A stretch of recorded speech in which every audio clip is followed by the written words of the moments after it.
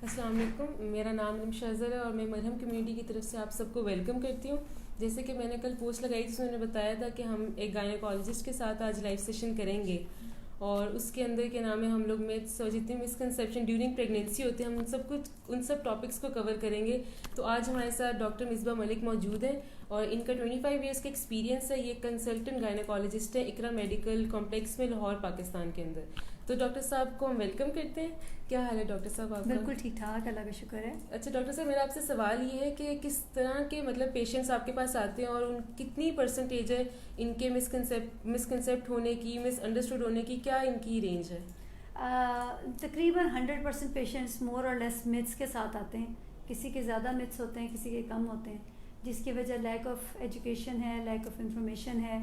और घर में फैमिली से, बड़ों से, छोटों से, नेबर्स, रिश्तेदारों से इधर उधर की बातें सुन के उस पर बिलीव करते हैं और नेट के ऊपर जो इन्फॉर्मेशन आती है without confirming this is right और दिस इज़ रॉन्ग, उसके ऊपर अप्लाई करके परेशान होते रहते हैं। तो उसमें वो लोग लकी हैं जो डॉक्टर्स के साथ राब्ते में होकर इन चीज़ों को क्लियर कर सकते हैं।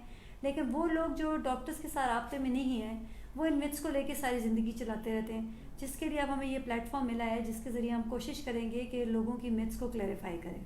बिल्कुल सही। हमारे पास जब मैंने ये पोस्ट लगाई तो उसके नीचे काफ़ी सारी क्यूरीज आई थी, तो हम आहिस्ता आहिस्ता उन क्यूरीज को भी आंसर करेंगे।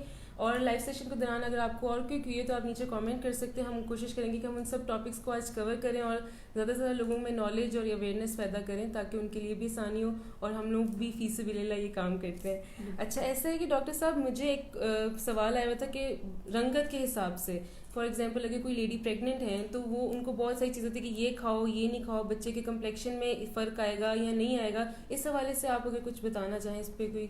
हाँ जी, इसमें यह है कि जी रंग का ताल्लुक सिर्फ और सिर्फ जेनेटिक्स के होता है।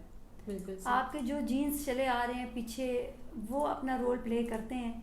आपके नारियल खाने से बच्चे की आंखें ग्रीन नहीं होंगी जी, और आयरन खाने से बच्चा काला नहीं होगा। कोक पीने से, क्योंकि कोक काली होती है तो बच्चा काला हो जाए, दूध गोरा होता है तो बच्चा गोरा हो जाए, ये चीज़ बिल्कुल भी नहीं है। अगर आपको शौक़ है कि आपका बच्चा प्यारा हो, जो कि डेफिनेटली हर औरत का शौक़ होता है, तो उसमें कोशिश करें कि खुराक अच्छी खाएं और खुश रहें। ये दो चीज़ें बहुत इंपॉर्टेंट हैं। आपको मेंटली और फिज़िकली रिलैक्स्ड और फ्रेश रहने की ज़रूरत है।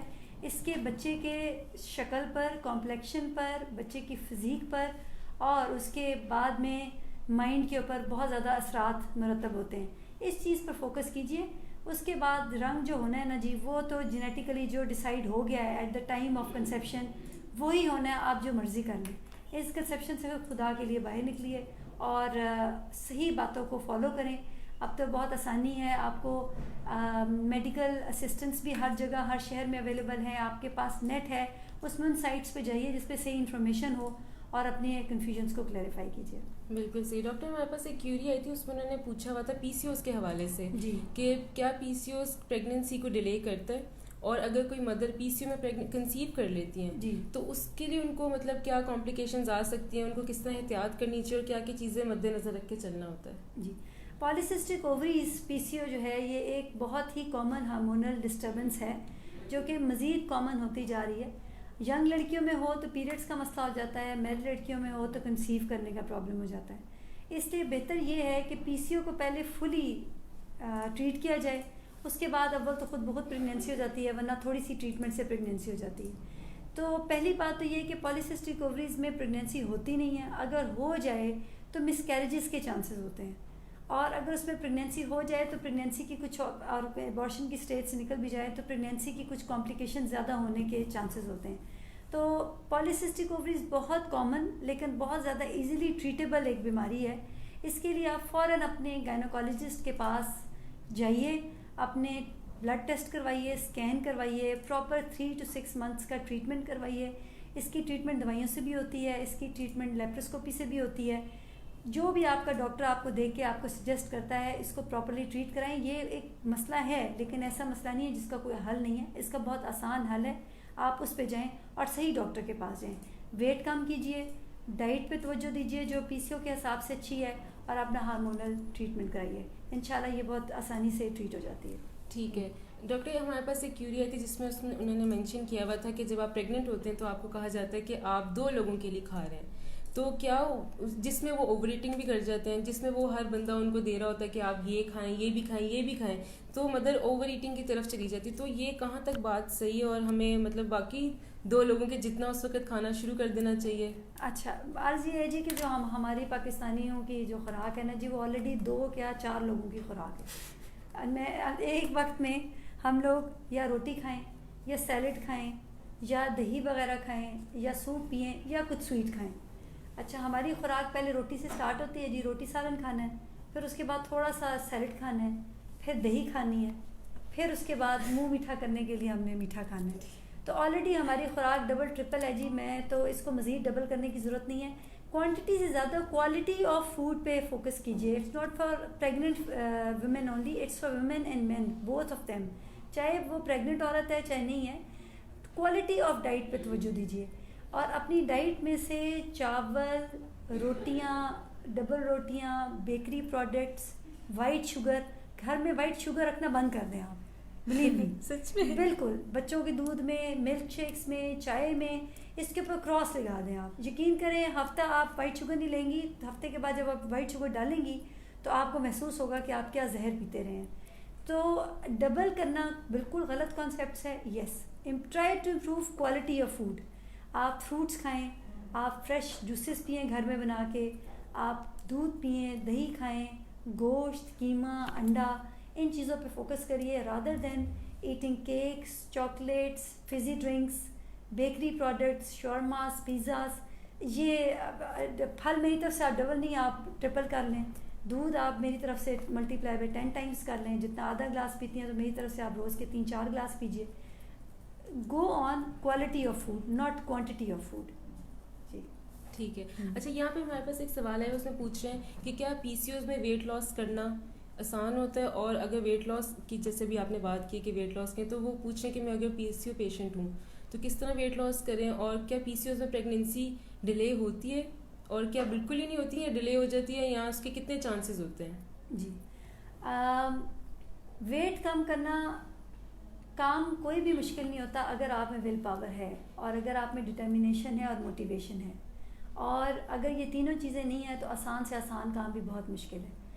ये the same rules applies to weight loss. Weight loss उन लोगों के लिए आसान होगा जो मोटिवेटेड हैं, जो डिटर्मिन्ड है। नहीं तो जी, आप एक दिन डाइटिंग करेंगे, 4 दिन उसकी कसर पूरी करेंगे, एक दिन एक्सरसाइज करेंगे, 5 दिन हाय हाय करते लेट जाएंगे। ये तो डिपेंड करता है कि आप कितना वेट लॉस चाहते हैं।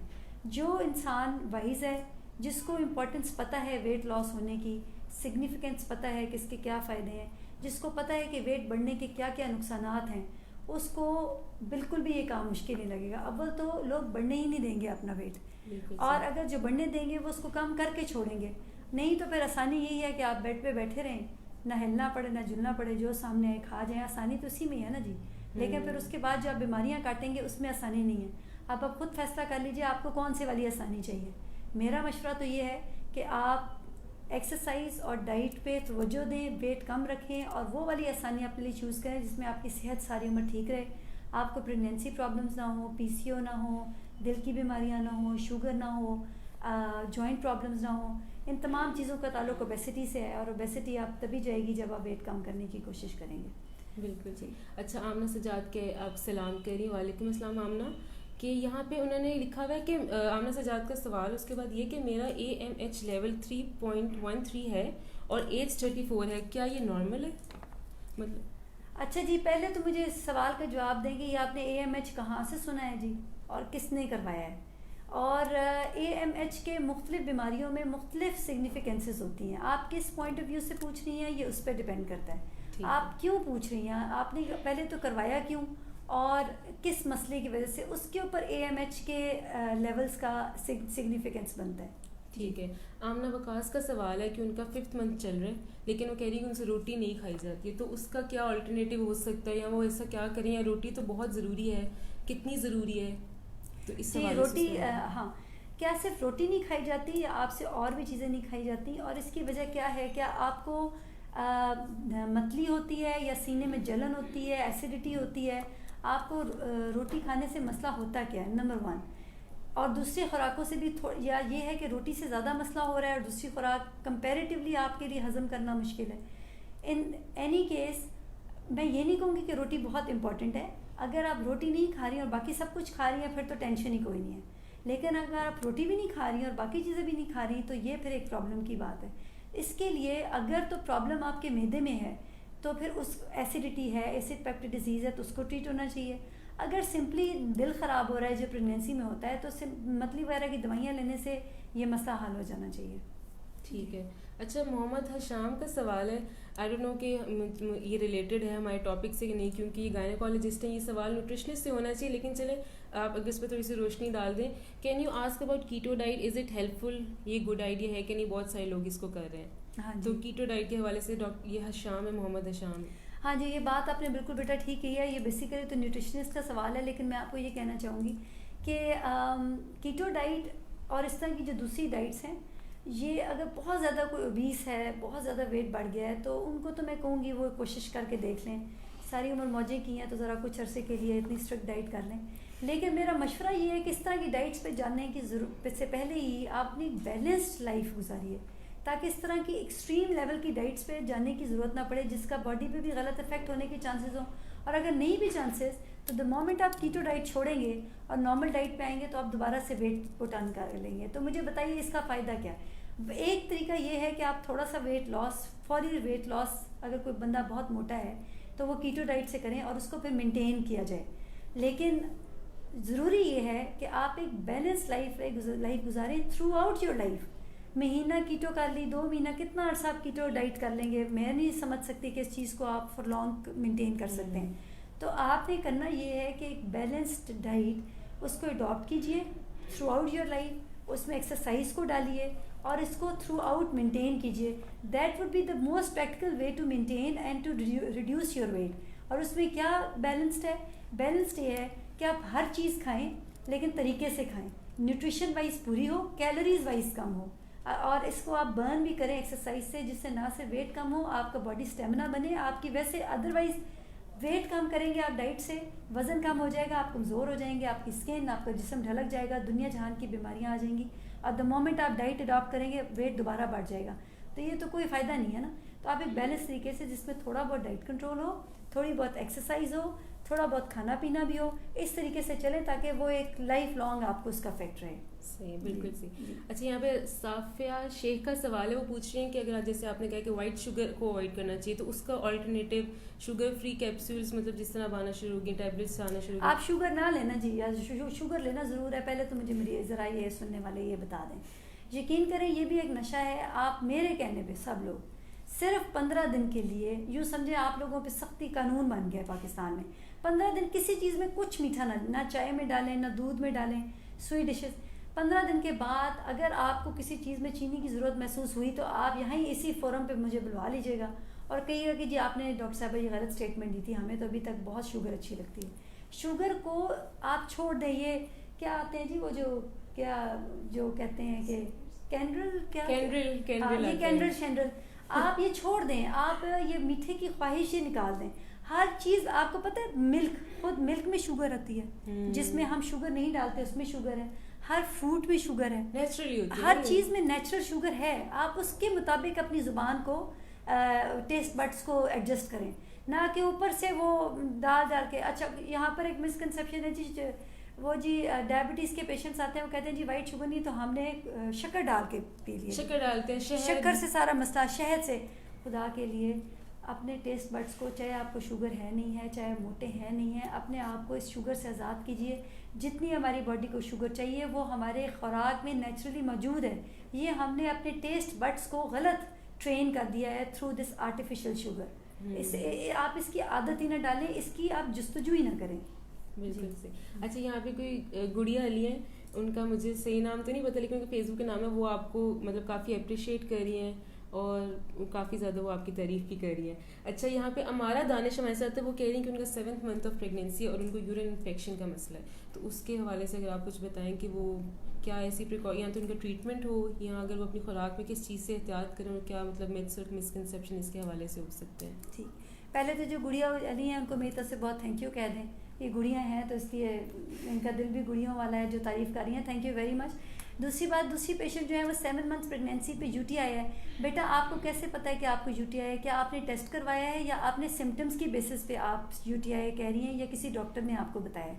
यूटीआई अवॉइड करने का तरीका ये है कि आप लिक्विड्स बहुत लें, पानी बहुत पिएँ, हाइजीन का ख्याल रखें, अपनी डाइट जूसेस वगैरह लें। और अगर यूटीआई हो गई है तो उसके लिए बेटा आपको प्रॉपर एंटीबायोटिक ट्रीटमेंट करना पड़ेगा जो कि सेफ़ हो ड्यूरिंग प्रेगनेंसी, और इसको आपको कंफर्म करना पड़ेगा after treatment with the help of urine report कि आपका यूरिन क्लियर हुआ है या नहीं हुआ है। ये वो बातें हैं जो मैं बगैर डिटेल्स में जाए आपको बता सकती हूँ। अब मुझे नहीं पता कि आपने ज़ूम किया है कि आपको यूटीआई है या आप सिंपली थोड़ा सा पेशाब में जलन की वजह से या किसी पीले रंग का पेशाब आने की वजह से यूटीआई कह रही हैं। ये तो मैं डिटेल्स मालूम करने पे बता सकती हूँ आपको। ठीक है। मोना का सवाल है कि how to overcome morning sickness, मतलब हाँ जी, मॉर्निंग सिकनेस का तरीका ये है, एक बेसिक रूल तमाम प्रेग्नेंट पेशेंट्स अपने जहन में रखें, थोड़ा थोड़ा खाइए, थोड़े थोड़े वक्फे के बाद खाइए।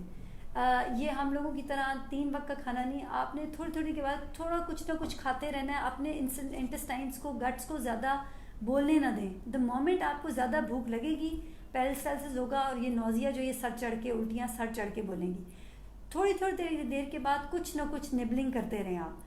और इसके बावजूद अगर प्रॉब्लम होती है तो फिर अपने डॉक्टर को चेक कराएं। बेतहाशा दवाइयाँ हैं जो कि प्रेगनेंसी में नौजिया को कंट्रोल कर सकती हैं, जो कि आपके लिए भी सेफ़ हैं, बच्चे के लिए भी सेफ़ हैं, बनाई ही प्रेग्नेंट पेशेंट्स के लिए गई हैं। आप वो बेफिक्र होकर यूज़ कीजिए। अच्छा, हमने अभी जो यूरिन का जवाब दिया था ना हमारा दानिश को, उनका रिप्लाई वो कह रही कि जी उन्होंने टेस्ट करवाया है, उससे उनको पता चला कि उनको यूरिन इन्फेक्शन। तो बस बेटा फिर आप एंटीबायोटिक्स लें। अब इस फोरम पे मैं दवाइयों के नाम नहीं ले सकती।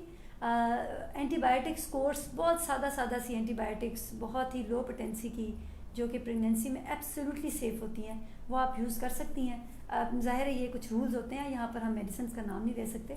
आप वो करें, इंशाल्लाह ताला फ़र्क पड़ेगा। ठीक है। यहाँ पे इस वक्त अली अहमद मौजूद हैं, वो कह रहे हैं कि doctor Misbah is one of the best gynaecology doctor.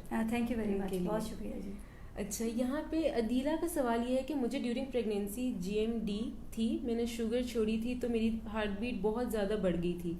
कोई लिंक है इसका कि मैंने शुगर छोड़ी तो मेरी हार्ट बीट ज़्यादा बढ़ गई? GDM था जी। तो कह रही हैं कि इसका आपस में कोई लिंक है? ड्यूरिंग प्रेगनेंसी उन्होंने शुगर छोड़ी तो क्या ये शुगर छोड़ने की वजह से हुआ है? बिल्कुल नहीं बच्चे, ना ना ना, ये बात बिल्कुल ना सोचो। आपको GDM, अब मुझे ये नहीं क्लियर कि इस वक्त आप प्रेग्नेंट हैं, आपको GDM है या आप अपनी किसी गुजरी हुई प्रेगनेंसी की बात करिए। इन एनी केस GDM होता है वो शुगर जो प्रेगनेंसी के, वो डायबिटीज़ जो प्रेगनेंसी के दौरान हो, उसको कहते हैं जेस्टेशनल डायबिटीज़, GDM। अब GDM में ज़ाहिर है किसी भी डायबिटीज़ की तरह जेस्टेशनल डायबिटीज़ में भी चीनी छोड़ने को कहते हैं, जो कि मैं आप लोगों को समझाने की कोशिश कर रही हूँ कि किसी भी किस्म की डायबिटीज़ होने से पहले खुदा के लिए आप शुगर छोड़ दें। एनीवे, शुगर छोड़ने से बेटा हार्ट बीट तेज़ होने का कोई ताल्लुक नहीं है। हार्ट बीट वैसे ही 90% ऑफ प्रेगनेंसीज़ में लड़कियाँ फेस करती हैं। हार्ट बीट तेज़ हो जाती है, पैल्पिटेशंस होती हैं, सख्त घबराहट होती है, दिल ज़ोर ज़ोर से धड़कता है। इसके लिए कोई प्रॉपर ट्रीटमेंट कराने की ज़रूरत नहीं होती। अव्वल तो ये वक्त के साथ ही ठीक हो जाता है, वरना उठें, कुछ खाएं पिएँ, अपनी एनवायरनमेंट चेंज करें, अपना थोड़ा सा इधर उधर जहन करें तो ये वाली पैल्पिटेशंस ठीक हो जाती हैं। फिर भी अगर कोई एक्सट्रीम लेवल पे आए तो फिर डॉक्टर आपको दवाई बता देंगे, जो कि हम बहुत एक्सट्रीम केसेस में यूज़ करते हैं हार्ट बीट को कम करने की दवाइयाँ। ठीक है, बहुत शुक्रिया डॉक्टर साहब। अरूसा का सवाल है कि can we do exercise in first trimester, और वो पूछ रहे हैं कि जैसे कि साइकिलिंग, क्योंकि वो कह रही हैं कि मैं most of the time blotted feel करती हूँ, तो उसके लिए अगर मेरी एक्सरसाइज वो जो भी करें वो उसके अगर उसमें हेल्प कर सके, उनकी वो ब्लॉटेड जो फील करती हैं वो ना करें। जी बिल्कुल, आप प्रेगनेंसी के दौरान एक्सरसाइज से कोई ममानियत नहीं है। इसकी मिसाल मैं अपने पेशेंट्स को ये देती हूँ कि हमारे घर में जो हमारी हेल्पर्स होती हैं, काम करवाने आती हैं, झाड़ू, ये नीचे पोछा लगाना और बाल्टियाँ उठाना, और पता नहीं कितनी दूर दूर से वॉक करके हमारे घर तक आती हैं काम करने के लिए। खेतों में काम करने वाली औरतें सर पे ईंटें रख के काम, बेटा वो हर साल अक्सर बच्चा पैदा करती हैं और नॉन स्टॉप, और उनको कोई मसला नहीं होता, तो फिर हमें भी नहीं होना चाहिए। बस केयर ये करनी होती है कि जो भी एक्सरसाइज करें उसमें आपको कोई धचका ना लगे, कोई बहुत ज़्यादा ऐसी आप एक्सरसाइज ना करें जिससे कोई ट्रॉमा का मसला हो, यानी जिसमें वज़न उठाएं या जिसमें कोई बहुत ज़्यादा ट्विस्टिंग हो बॉडी की। साइकिलिंग बहुत सेफ एक्सरसाइज है, बस ये है कि इसमें कोशिश करें कि आप गिरें ना या आपको चोट ना लगे। या कहीं सड़क ऊपर नीचे हो तो वहाँ से स्लिप होने का ख़तरा ना हो। अदरवाइज़ बजाते खुद साइकिलिंग, वॉक, इवन ये एलिप्टिकल, इस तरह की एक्सरसाइजेस कुछ नहीं कहती अगर प्रेगनेंसी नॉर्मल है। अगर कोई प्रेगनेंसी में मसला है तो उसको तो फिर बहाना चाहिए जी, वो फिर कभी एक्सरसाइज का नाम लग जाता है, कभी सीढ़ियाँ चढ़ने का नाम लग जाता है। हालांकि एक्चुअल रीज़न ये नहीं होती, एक्चुअल रीज़न जो पहले से जो प्रॉब्लम चल रही है वो होती है। ठीक है, हमने अभी वो जो हार्ट बीट की बात की थी अदीला के साथ, उनका रिप्लाई वो कह रही है कि मेरी गुजरी हुई प्रेगनेंसी की बात है ये, और heartbeat were two 50 for short time. हाँ, ये मैंने यही समझाया ना कि थोड़ी देर के लिए होती है। आप अपना जहन बटाइए, जूस पर पिए, कमरे में है तो बाहर निकल जाए, थोड़ा सा आप अपने आप को डाइवर्ट करेंगे टेंशन को उधर से, तो ये बहुत ज़्यादा परसेंटेज ऐसी है जो खुद से ही ये ठीक हो जाती है। इसके लिए don't ask for some special treatment unless कोई बहुत सिग्निफिकेंटली ज़्यादा रेज्ड हार्ट बीट हो जाए तो। ठीक है जी। अच्छा, मिसबा वलीद का सवाल ये है कि कोई टिप बता दें कि जल्दी कंसीव हो जाए। बच्चे इसकी टिप मैं कैसे बता दूं आपको यहाँ फ़ोन पे। ये बहुत वास्ट क्वेश्चन है।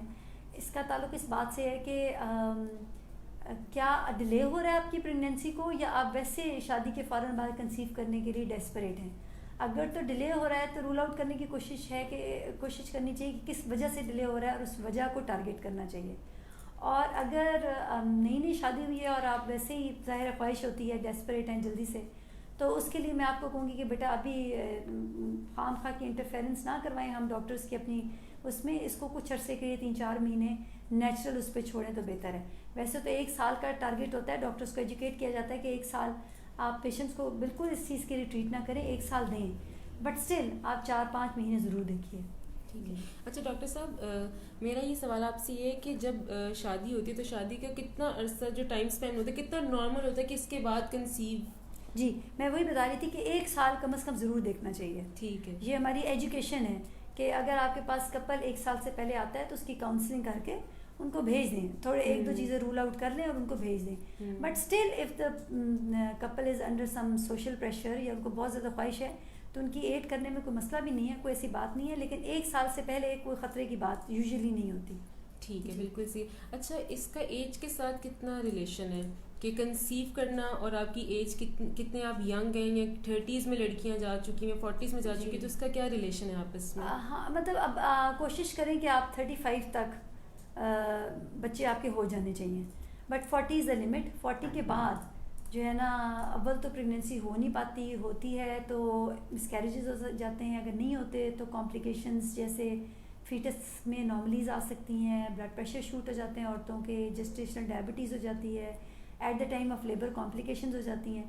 तो कोशिश करें कि ना बहुत अर्ली एज में प्रेगनेंसी हो, less than 20 is not feasible, more than 40 is not feasible, and best I guess best age range is between 25 to 35 years of age. जी। अच्छा, यहाँ पे मेरा सवाल सादिया का सवाल ये कि it's my 5th month and I have intramural fibroid, ये कोई इशू तो नहीं करता और नॉर्मल डिलीवरी के चांसेस होते हैं? हाँ जी, इसका ताल्लुक इस बात से है कि जो आपका इंट्राम्यूरल फाइब्रॉइड है, मैं दूसरे सुनने वालों के लिए बता दूं कि ये बच्चेदानी के अंदर रसौली है, इनको तो ये उसका पूछ रही हैं, तो इसका ताल्लुक इस बात से है कि यूट्रस के अंदर फाइब्रॉइड किस जगह पर है और उसका साइज़ कितना है। अगर तो वो ऊपर है, फंडस में है और साइज़ छोटा है तो कोई प्रॉब्लम नहीं होने वाली, लेकिन अगर वो नीचे है तो वो नॉर्मल डिलीवरी में प्रॉब्लम कर सकता है, और अगर वो बड़ा है तो वो उसकी वजह से आपको मिसकैरेजेस या वक्त से पहले डिलीवरी और कॉन्ट्रैक्शंस होने के चांसेस हो सकते हैं, और डिलीवरी के बाद ज़्यादा ब्लीडिंग होने का प्रॉब्लम हो सकता है अगर बहुत बड़ा है या ऐसी जगह पर है। तो that depends what is the size of fibroid and what is the exact location of the fibroid. जी, ठीक है। उसके बाद अच्छा, यहाँ पे तो ये हमारे सवालात भी हम साथ साथ ले रहे हैं। अच्छा डॉक्टर साहब, मैं आपसे ये सवाल पूछूंगी कि जब प्रेग्नेंट होते हैं और उसके बाद चलिए प्रेगनेंसी का टाइम तो एक गुजर जाता है, उसके बाद जो पोस्टपार्टम डिप्रेशन भी अब आ गया हुआ है, उसके डिलीवरी जब हो जाती है उसके बाद किस चीज़ों से हमें एहतियात करना चाहिए और किस चीज़ों से एहतियात नहीं करना चाहिए, और किन पे ज़्यादा हमें फोकस करना चाहिए, अपनी डाइट या अपनी फिजिकल इन्वायरमेंट या फिजिकल एक्टिविटी को किस तरह हमने लेके चलना होता है साथ साथ? जी, डिलीवरी के बाद जी बहुत सारी चीज़ें मैटर करती हैं। सबसे पहली बात तो ये है कि एक बात सोचिए, बच्चा हो गया, मसला ख़त्म जी, प्रेगनेंसी गुजर गई, नॉर्मल हुई, सिजेरियन हुआ, चलो जी सारे मसले। हालांकि ये जो परप्यूरम का पीरियड है ये बहुत टफ पीरियड है औरत के लिए। एक तो उसके अंदर हार्मोन्स की ऐसी को अथल पथल होती है डिलीवरी के बाद कि औरत अंदर से हिल जाती है। सेकंड नंबर पर यह है कि बहुत बड़ी चेंज है औरत के लिए, एक बच्चे को संभालना, उसके हिसाब से अपने आप को अडॉप्ट करना, उसको अपने हिसाब से ट्रेन करना। तीसरे नंबर पे इस ड्यूरेशन में औरत की डाइट प्रेगनेंसी की तरह ही इम्पॉर्टेंट है, जिस तरह बच्चे के लिए इम्पॉर्टेंट है, औरत के लिए भी डाइट बहुत ज़्यादा इम्पॉर्टेंट है। फोर्थ, औरत को बहुत ज़्यादा मॉरल और इमोशनल सपोर्ट की ज़रूरत है। अगर ये चीज़ें पूरी होंगी तो यूजुअली औरत किसी किस्म के पोस्टमार्टम डिप्रेशन में नहीं जाएगी। अगर चली जाएगी, ये सब चीज़ें होंगी तो बड़ी आसानी से उसमें से निकल आएगी। और स्टिल अगर कोई प्रॉब्लम ज़्यादा सवेयर होती है तो उसके लिए मेडिकेशंस हैं, उसके लिए आप अपने गायनोकोलॉजिस्ट के पास जाएं और मेडिसिन दें, ये यूजुअली बड़ी आसानी से ठीक हो जाती है। बट स्टिल इसमें बात वही है कि घर वालों की सपोर्ट, इमोशनल, मॉरल, उसकी हेल्थ का ख्याल, बच्चे की देखभाल में उसकी हेल्प, उसको नींद पूरी करने दी जाए, उसको रेस्ट करने दी जाए, ये सब चीज़ें बहुत इंपॉर्टेंट हैं। बिल्कुल सही है। अच्छा, यहाँ पे हमारे पास अफाफ सिद्दीकी का सवाल ये कि डीएनसी के बाद कितना वक्फा देना चाहिए दोबारा कंसीव करने में?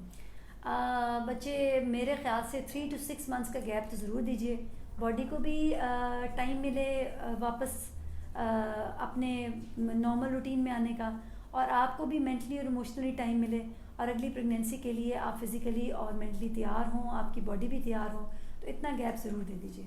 ठीक है। अच्छा डॉक्टर, यहाँ बहुत सारे सवाल आ रहे हैं, मैं कोशिश कर रही हूँ कि मैं सबको कवर कर सकूँ। जो मोस्टली मेरे अभी नज़र से 3-4 गुजरे, उसमें यह है कि पहली प्रेगनेंसी तो हो गई, सब कुछ माशाल्लाह अच्छा गुजर गया, बेबी भी हो गया, अब दूसरी नहीं हो रही है, तो उसकी क्या वजूहत हैं? उसका एक प्रॉपर ट्रीटमेंट होता है, उसकी क्या बच्चे अब वंस अगेन उसकी बहुत सारी रीजंस हैं, जिसमें आपका प्रॉपर चेकअप होना चाहिए, आपकी मुख्तलिफ इन्वेस्टिगेशंस होनी चाहिए, आपके हस्बैंड की इन्वेस्टिगेशंस होनी चाहिए।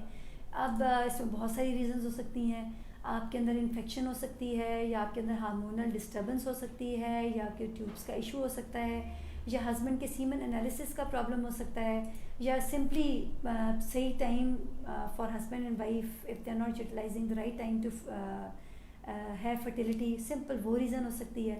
तो ये तो बच्चे आपको एग्जामिन करके और हिस्ट्री के बाद ज़्यादा प्रिसाइजली बताया जा सकता है। There can be so many reasons for that. जी सही है। आयशा, मुनफ का यहाँ पे सवाल है कि पेल्विक बोन छोटी है, इस वजह से सी सेक्शन होता है, इस बात में कितनी सच्चाई है? हाँ, अगर पेल्विक बोन छोटी है तो डेफिनेटली नॉर्मल डिलीवरी, बेटा बच्चे ने नॉर्मल कहाँ से डिलीवर होना है, पेल्विक बोन में से गुजर कर ही होना है ना। तो अगर पेल्विक बोन ही छोटी होगी तो अव्वल तो बच्चा उसमें एंटर ही नहीं हो सकेगा, एंटर होगा तो उससे वो निकल नहीं सकेगा। अगर आप किसी कमरे में एंटर होना चाहते हैं, किसी कमरे से बाहर जाना चाहते हैं, तो उसका दरवाज़ा अगर इतना खुला ही नहीं है जिसमें से आप एंटर हो सकें या घुस सकें और दूसरी तरफ जा सकें, तो how can you go out of that room? Same rule applies to pelvic bones, that is a door for that baby to come out of mother through normal delivery. अगर वो दरवाज़ा ही तंग है तो बच्चा कैसे नॉर्मल डिलीवर होगा? तो ये आपकी गायनोकोलॉजिस्ट ही एग्जामिन करती हैं, इंटरनल एग्जामिन करके वो आपको बता सकती हैं आपकी हड्डी छोटी है। अगर हड्डी छोटी है तो डेफिनेटली आपका बेबी नॉर्मल डिलीवर नहीं हो सकता। जी अच्छा, यहाँ हमारा दानिश का सवाल है, वो पूछ रहे हैं कि मेरी प्रेगनेंसी में एक प्रॉब्लम है, 2 दिन बिल्कुल ठीक होती है मूवमेंट, पर थर्ड डे नहीं होती है। उस दिन पेट में शदीद दर्द होती है कि जैसे नील पड़ गए हों, और वो कह रही हैं कि मैंने अपनी गायनी को बताया है तो उन्होंने कहा है कि ऐसा होना तो नहीं चाहिए, लेकिन उसका तरीका नहीं बताया कि कैसे ठीक होगा। उनका 7th मंथ चल रहा है। इस हवाले से बेटे ये 2 दिन ठीक होने के बाद तीसरे दिन ठीक ना होना और फिर अगले 2 दिन ठीक होना, समहाउ ये किसी डायग्नोसिस को ये बात अप्लाई नहीं होती। तो मेरा मशवरा आपको ये है कि आप इस चीज़ पर फोकस थोड़ा कम कर दीजिए। ये शायद आप बहुत ज़्यादा इस चीज़ को ओवरलुक कर रही हैं। मतलब ये अगर किसी बच्चे में कोई प्रॉब्लम है ना बेटा, अल्लाह रहम करे, तो वो फिर मूवमेंट्स नहीं होती तो फिर नहीं होती। ऐसा कोई मसला नहीं है जिसमें 2 दिन हो और 1 दिन ना हो, या 4 दिन हो और 5वें दिन ना हो। तो इसको बहुत ज़्यादा आप नज़र रखें बच्चे की मूवमेंट पे, लेकिन इस हद तक ना रखें कि वो आपके लिए दर्द सर बन जाए। मेरे हिसाब से आपको कुछ भी नहीं है। जिस दिन आपको नील की तरह की पेन्स होती है, आप एक पेन किलर ले लें, safe painkillers. Once again मैं दवाइयों के नाम नहीं ले सकती, जो सेफ पेन किलर है वो आप ले लें और सो जाएं। बस उठेंगी तो आपको पेन्स भी कम होंगी और बेबी मूवमेंट्स भी ठीक होंगी। आई एम श्योर आपकी गायनोकोलॉजिस्ट आपको चेक भी करती हैं, हर दफ़ा अल्ट्रासाउंड भी करती हैं, और हर दफ़ा आपके बच्चे का स्टेटस भी देखती हैं। अगर वो सेटिस्फाइड है आपके बच्चे की ग्रोथ से तो फिर आप बेफिक्र हो जाइए। ठीक है, ठीक है। अच्छा, यहाँ पे आयना जुनैद का सवाल है कि प्रेगनेंसी के 4th मंथ में लो प्लेसेंटा हो तो क्या करना चाहिए? करना क्या है बच्चे, कुछ भी नहीं करना चाहिए। प्लेसेंटा यूजुअली बहुत सारी परसेंटेज ऑफ औरतों में जो 4th मंथ में नीचे है वो प्रेगनेंसी के साथ ग्रो होकर ऊपर चला जाता है खुद ब खुद। इसके लिए ना डॉक्टर ने कुछ करना है ना आपने कुछ करना है, वो सिंपली एक थ्रू नॉर्मल मैकेनिज्म यूट्रस की ग्रोथ के साथ साथ वो भी ऊपर चला जाता है। बहुत कम परसेंटेज जिसमें वो नीचे रह जाए, बट वो this is all from nature. इसका हमारी किसी मेडिसिन से, डॉक्टर की किसी हेल्प से या आपके किसी मैन्यूवर से या डाइट से इसका कोई ताल्लुक नहीं है। ठीक है। अच्छा, एक बहुत सुफियान अहमद एक बहुत ही अच्छा सवाल किया, बहुत ही कॉमन क्वेश्चन किया कि does cousin marriages causes abnormal childs in any way? Yes, it might cause, बिल्कुल बिल्कुल कर सकता है जी। स्पेशली जब फर्स्ट कज़न मैरिज ना हो, कज़न्स के कज़न वो अंदर ही अंदर खिचड़ियाँ पकड़ी जाएँ तो फिर एनॉमलीज के चांसेस ज़्यादा बढ़ जाते हैं। हैविंग सेड दैट, जब मुझसे मरीज़ ये पूछते हैं कि जी हमारे फ़लाँ तो उनकी तो कज़न मैरिज नहीं थी, उनमें भी एबनॉर्मल बच्चा हो गया। कुछ पेशेंट्स कहते हैं कि जी फ़लाने हमारे फर्स्ट कज़न मैरिज, उसके तीनों बच्चे ठीक हैं, उसकी मैरिज है, उसके सारे बच्चे ठीक हैं। तो वो ठीक है होने को, मैं ये नहीं कह रही हर कज़न मैरिज में एनॉमली होगी, लेकिन कज़न मैरिजेज़ में एनॉमलीज होने के चांसेस नॉन कंसेंगुइस मैरिजेस की निस्बत ज़्यादा होते हैं। ठीक है, बिल्कुल सही। मिसबा वलीद का सवाल है कि मेरी सिस्टर को प्रेगनेंसी स्ट्रिप में पॉजिटिव लाइन वाइट आ रही है तो एनी चांसेस ऑफ पॉजिटिव के है कि नहीं? नहीं, पॉजिटिव लाइन क्या आ रही है जी? बस उन्होंने लिखा हुआ कि प्रेगनेंसी स्ट्रिप पे ना हाँ, पॉजिटिव वाइट लाइन आ रही है, यानी वो पॉजिटिव नहीं आ रही ना, फिर 2 रेड लाइन आएंगी तो आप प्रेग्नेंट हैं, वरना आप नहीं हैं। ठीक है, बिल्कुल सही है। अच्छा, नादिया सईद का सवाल ये है, नदा अहमद का सवाल है, how to lose baby pump after normal delivery and C section both, कि जो बेबी बम्प होता है उसके बाद डिलीवरी के बाद हाँ उसको जी, कैसे कम करें? ये तो कम बहुत मेहनत करनी पड़ेगी आपको। कार्बोहाइड्रेट्स कम लें, आर्टिफिशियल शुगर्स कम लें, हाई प्रोटीन डाइट लें, ड्रिंक्स लें बग़ैर चीनी वगैरह के, वॉक करें, एक्सरसाइज करें, पॉसिबल हो तो जिम करें। तकरीबन 6 महीने तक मेहनत करेंगी बेटा तो इंशाल्लाह बम्प क्या सब पूरी बॉडी वापस जाएगी अपनी शेप को। ठीक है, बिल्कुल सही है। अच्छा, यहाँ पे हमारे पास सवाल आया है कि दिना चौधरी का सवाल है, अस्सलाम वालेकुम। अच्छा, एक तो वालेकुम अस्सलाम दिना, और पूछा गया हुआ कि please tell me pregnancy with type 2 diabetes is good or not? अगर प्रेगनेंसी है तो बेबी पे कोई इफेक्ट तो नहीं होगा?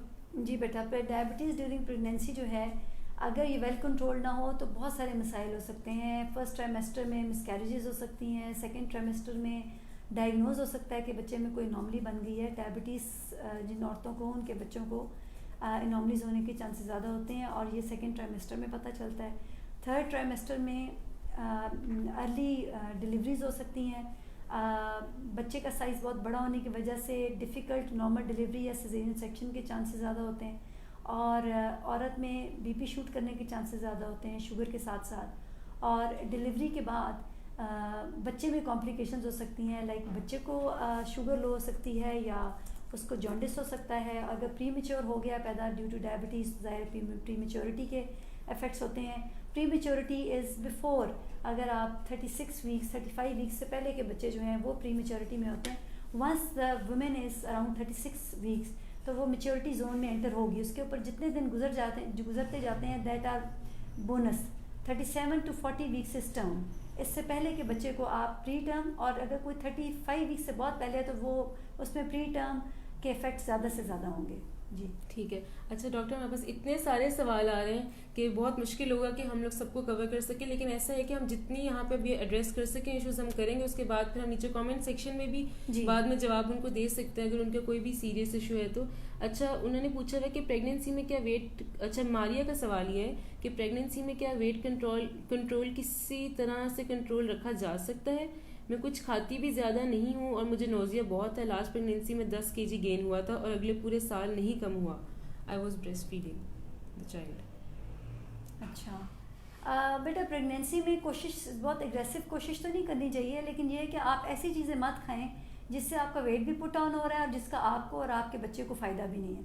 और उसमें वही चीज़ें जो बार बार मैं कह रही हूँ, ये बाज़ारी खाने, बेकरी प्रोडक्ट्स, पिज़्ज़ाज, शॉर्मास, इन चीज़ों का, कोक्स, चॉकलेट्स, आइसक्रीम्स, ये इस चीज़ का ना बच्चे को फ़ायदा है ना आपको फ़ायदा, और इनकी वजह से वेट गेन है। लेकिन जिन चीज़ों पे कॉम्प्रोमाइज़ नहीं हो सकता वो तो हमने खानी है ना, फाके तो नहीं हम कर सकते, वो तो इन एनी केस नहीं करने चाहिए।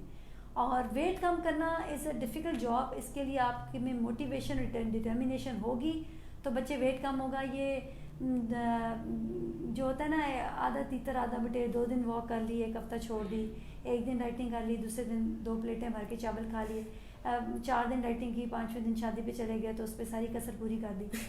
ये ऐसे होता है, बिलीव नहीं, ऐसे होता है। फिर वो डीमोटिवेट हो जाती हैं औरतें। बहुत ज़्यादा डिटर्मिनेशन की ज़रूरत है, वो आप करेंगी बेटा। कैसे हो सकता है? 10 kg तो कोई वज़न ही नहीं है जो कम करना पड़े। आप 50 60 kg मैंने लोगों को वेट कम, 10 kg तो कोई वज़न है ही नहीं जो कम करने की ज़रूरत है, जो कम करने की मुश्किल है। आप प्लीज़ बहुत करें, बहुत आराम से आप कर लेंगी ये वेट कम। ठीक है। अच्छा, इरम शाजिया का एक सवाल है, वो पूछ रही है कि is there any treatment to have baby boy?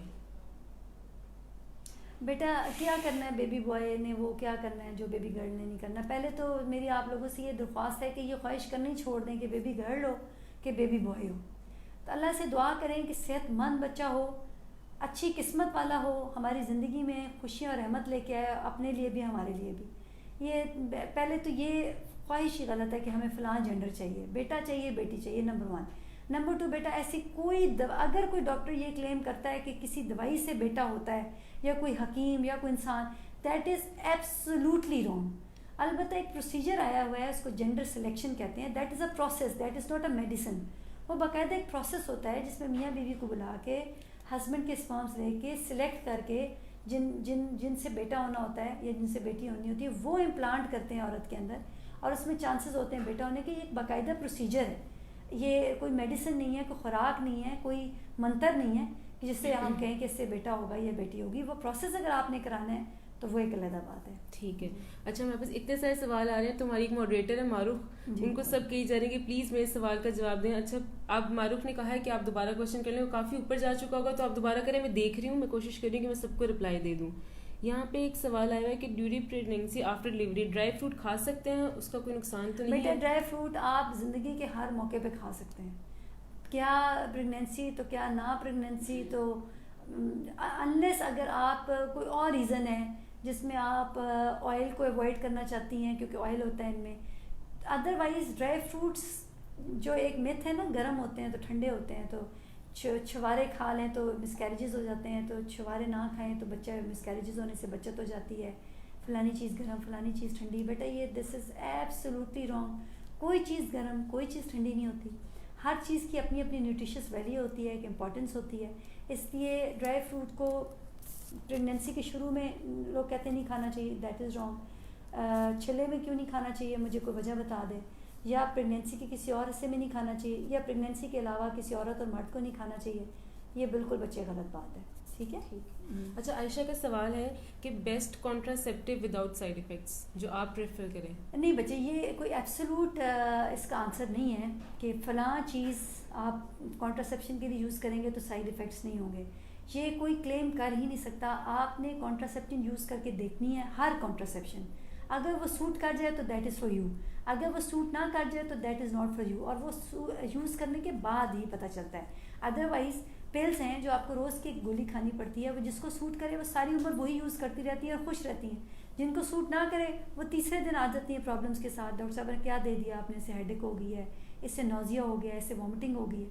ये यूज़ करके बच्चे से सूटेबिलिटी देखनी होती है। ठीक है। अनम का सवाल ये है कि I had 4 times early miscarriage continuous, what could be the reason of this, और आगे क्या ख्याल किया जाए? बेटे मिसकैरेजेस, रिकरेंट मिसकैरेजेस की बहुत सारी रीजंस होती हैं, अपने आप को प्रॉपरली इवेल्युएट कराइए। ये डिपेंड करता है कि किस ड्यूरेशन में होती हैं और आप में क्या क्या मसले हैं। आपका प्रॉपरली चेकअप होना चाहिए, ultrasound, uterus, during pregnancy cervical length, आप में किसी किस्म की कोई बीमारी, diabetes, hypertension, any kind of endocrine disorder, any kind of genetic problem, किस किस्म का मिसकैरेज होता है, मिसकैरेज होता है या मिड ट्राइमेस्टर अबॉर्शन होती है, ये बेटा मुख्तलिफ रीजंस हैं, तो you need proper valuation for that. अच्छा डॉक्टर, यहाँ पे सवाल आ रहे हैं ब्लड प्रेशर से रिलेटेड कि प्रेगनेंसी में हाई ब्लड प्रेशर को किस तरह कंट्रोल किया जाए। और आमिना का सवाल ये है कि मुझे प्रेगनेंसी के दौरान हाइपरटेंशन हो गया जो आफ्टर डिलीवरी भी है, मेरा बेबी 9 months का है और आई डोंट नो उन्होंने आगे क्या लिखा, बस वो कह रही हैं कि प्लीज़ हेल्प मी। तो उनको हाइपरटेंशन होगी ड्यूरिंग प्रेगनेंसी। हाँ, प्रेगनेंसी के दौरान बीपी हाई होने के बहुत ज़्यादा इफेक्ट्स हो सकते हैं जी, माँ के ऊपर भी और बच्चों के अंदर, पेट के अंदर बच्चे पे भी, और ये काफ़ी हद तक ख़तरनाक भी हो सकती है अगर कंट्रोल में ना आ रही हो। इसको मेडिसिन से भी कंट्रोल किया जाता है, अगर बहुत ही ख़तरनाक हद तक ऊपर चली जाए तो इंजेक्शन भी यूज़ करने पड़ सकते हैं। और प्रेगनेंसी के बाद बाज़-औक़ात कंटिन्यू रहती है, तो उसके लिए बच्चे आप दवाइयाँ लेते रहें। और प्रेगनेंसी के बाद तो हमारे हाथ बहुत खुल जाते हैं, हम बहुत सी बीपी की दवाइयाँ आपको दे सकते हैं। प्रेगनेंसी के दौरान हमारे हाथ बंधे होते हैं, हम एक किस्म की दवाइयाँ यूज़ कर सकते हैं और बहुत सी किस्म की ब्लड प्रेशर की दवाइयाँ यूज़ नहीं कर सकते क्योंकि वो बच्चे पे इफेक्ट कर सकती हैं। प्रेगनेंसी के बाद तो बीपी को ट्रीट करना रिलेटिवली बहुत आसान होता है, और इसके लिए अपने डॉक्टर से रजू कीजिए और जैसे जैसे वो कहते हैं खुदा के लिए उसको फॉलो करें, ताकि ड्यूरिंग प्रेगनेंसी आपको भी प्रॉब्लम ना हो, आपके बच्चे की ग्रोथ पे भी इफेक्ट ना हो, और ग्रोथ के बाद ही बच्चा ठीक रहे। और अव्वल तो यूजुअली ये ठीक हो जाता है ब्लड प्रेशर औरत का डिलीवरी के बाद, लेकिन अगर है तो उसको ट्रीट कीजिए, वो इंशाल्लाह कुछ अरसे तक ठीक हो जाएगा। अपनी खुराक में ऑयल नमक वगैरह कम करें, एक्सरसाइज ये तो टिप है हर मसले के हल के लिए, वो कीजिए। ठीक है, आपने एक्सरसाइज की बात किया तो उसी से सवाल यहाँ लिखा हुआ आबदा का, वो कह रही कि 8 मंथ की प्रेगनेंसी है, बेबी ट्रांसवर्स है, तो काइंडली बेबी की पोजीशन चेंज करने के लिए कोई एक्सरसाइज बता दें। बच्चे ये भी अब हैं जब सजदे में वाली पोजीशन में जाएं तो बच्चे की पोजीशन चेंज हो जाएगी, तो उल्टे हो जाएं तो बच्चा सीधा हो जाएगा, तो सीधे हो जाएं तो बच्चा उल्टा हो जाएगा। ऐसा कुछ भी नहीं है बेटा, ये बच्चे ने मूवमेंट करनी है और मूवमेंट से खुद ही सीधे होना है। बच्चे ने मूवमेंट अल्लाह की मर्ज़ी से करनी है, ना हम उसको मूवमेंट करवा सकते हैं ना आप करवा सकती हो। इसलिए इसके लिए बिल्कुल कोई उल्टे सीधे तजर्बे ना करो, ये बच्चे ने खुद ही मूव करना है, मूव होकर सीधा होना है और उल्टा होना है, इसको अल्लाह पे छोड़ें आप। अच्छा, यहाँ पे एक सवाल है कि सी सेक्शन के बाद कितना गैप देना चाहिए दोबारा कंसीव करने के लिए? कोशिश करें कि आप कम से कम 2 से 3 साल का गैप दें, क्योंकि इससे नेक्स्ट टाइम नॉर्मल डिलीवरी के चांसेस भी बढ़ जाते हैं। हम ट्रायल ऑफ लेबर भी आसानी से दे सकते हैं, और फिर अगर हम लेबर नॉर्मल डिलीवरी का ट्राई दें तो कॉम्प्लिकेशन के चांसेस भी कम होते हैं। तो अगर आप गैप बढ़ा दें तो बेहतर है, गैप कम होगा तो फिर सिजेरियन के चांसेस ज़्यादा हो जाएंगे। ठीक है। मेरे ख्याल से आयशा मनफ का भी ये सवाल है। आयशा, मेरे ख्याल से अगर आप इनका जो इन्होंने अभी जवाब दिया उसी में ही आपका आंसर भी कवर हो गया हुआ है। और उसके बाद मारूफ अली का एक जनरल सा क्वेश्चन है, मुझसे मिस हो गया।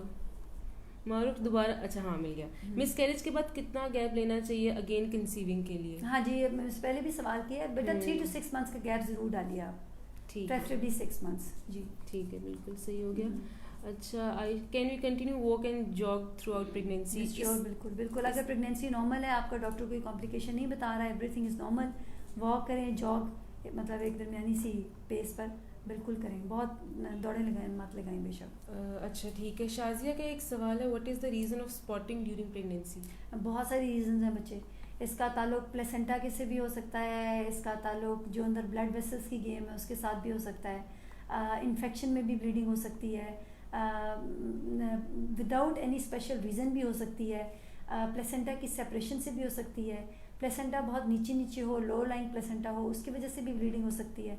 तो बहुत सी रीज़न्स हैं, जिसमें कुछ सीरियस रीज़न्स हैं और कुछ बहुत माइल्ड सी रीज़न है जो सिंपली बेड रेस्ट पे ठीक हो सकती हैं।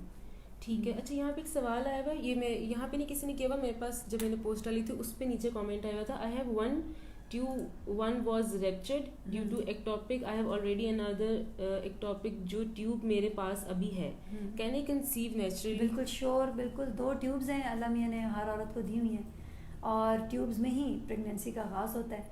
अगर ट्यूब्स नहीं होंगी तो प्रेगनेंसी का आगाज़ नहीं होगा, आगाज़ नहीं होगा तो ज़ाहिर है फिर प्रेगनेंसी कंटिन्यू कैसे होगी। तो अल्लाह का शुक्र है आपके पास एक ट्यूब है, तो ज़रूर होगी उसमें प्रेगनेंसी, क्यों नहीं होगी बेटा। ठीक है। यहाँ पे एक सवाल आया हुआ है किसी का, वो पूछ रहे हैं कि अगर स्पॉटिंग जो मेंसेस होते हैं उसमें उनको सिर्फ 2 days होती है, तो इज़ इट नॉर्मल? कितने दिन नॉर्मल होती है और कितने दिन अब नॉर्मल कंसिडर? ये अपना अपना पैटर्न है बेटा, पीरियड्स का रेगुलर होना इम्पॉर्टेंट है, दिनों का इतना इम्पोर्टेंस नहीं है। आपके पीरियड्स रेगुलर होने चाहिए। अगर हर 25 दिन के बाद आते हैं, हर महीने बाद आते हैं, हर 35 डेज़ के बाद आते हैं और रेगुलरिटी से रहते हैं, तो फिर आप समझिए एवरीथिंग इज़ नॉर्मल, चाहे वो 2 दिन के लिए रहें चाहे वो 8 दिन के लिए रहें, वो अपना अपना पैटर्न होता है, that is not a problem. ठीक है। उसके बाद फरीहा का सवाल है, मेरे फर्स्ट मिसकैरेज जनवरी में हुआ था, 12 days बाद प्रेगनेंसी थी, मेरे हस्बैंड आउट ऑफ कंट्री चले गए हैं, अब मैं विजिट पे जा रही हूँ, काइंडली मुझे बता दें कि जल्दी कंसीव कैसे कर सकते हैं।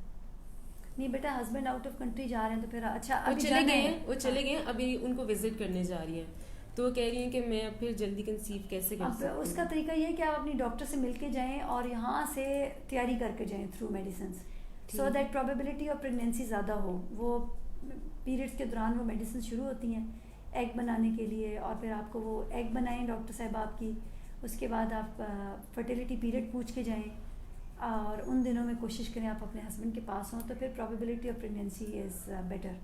जी ठीक है। इकरा वहाब कह रही हैं कि I am still waiting for my answer. Iqra, मुझे आपका क्वेश्चन शायद मिस हो गया, आप दोबारा से कर दें, और अगर वो नहीं भी अभी ड्यूरिंग लाइव सेशन आंसर होता है तो डेफिनेटली हम आपके कमेंट्स में आपको ज़रूर उसका रिप्लाई दे देंगे। यहाँ पे सादिया का सवाल है कि बेबी लैचिंग टिप्स बता दें, बहुत प्रॉब्लम होती है स्टार्ट में, my first baby didn't latch properly. हाँ, इसकी क्या टिप्स बताऊँ बेटा?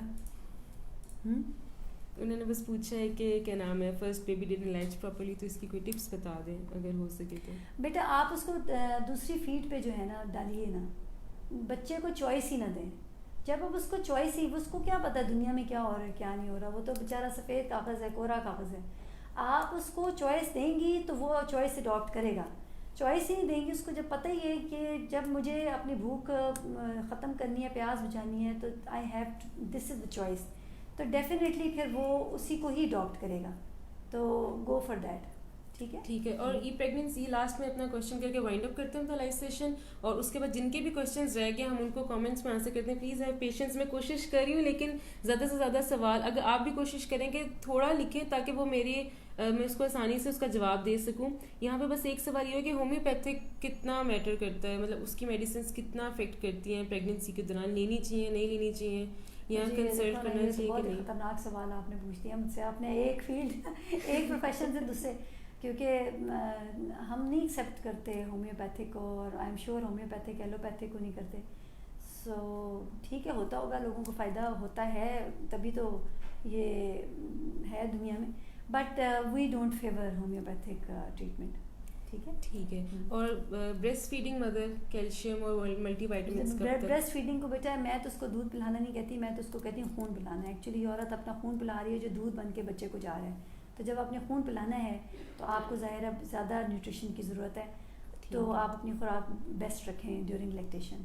ठीक है, बिल्कुल सही है। अच्छा, इसके बाद हम अपना लाइव सेशन वाइंड अप करते हैं, तो हम अगले वीक दोबारा आएंगे किसी नए टॉपिक के साथ। प्लीज़ आप इसको गो थ्रू कर लीजिए, जिसका आंसर रह गए वो एक दफ़ा दोबारा लाइव सेशन देके, हमने बहुत ज़्यादा टॉपिक्स को कवर करने की कोशिश की, तो डेफिनेटली उसका आपको उसका आंसर मिल जाएगा। लेकिन अगर फिर भी नहीं होता तो हम इसको क्या नाम है रिप्लाई कमेंट्स में दे देंगे। इसका तरीका ये भी है कि आप लोग थ्रू फेसबुक या मरम वालों को प्रेशर डालेंगे, दोबारा मुझे बुलाएं ताकि मैं बाकी के सवालों के आपको क्यों नहीं, दोबारा हम बुलाएंगे। अगर आप चाहेंगे तो हम आपको नेक्स्ट वीक दोबारा बुला लेंगे, फिर दोबारा से हम लाइव सेशन कंडक्ट करेंगे।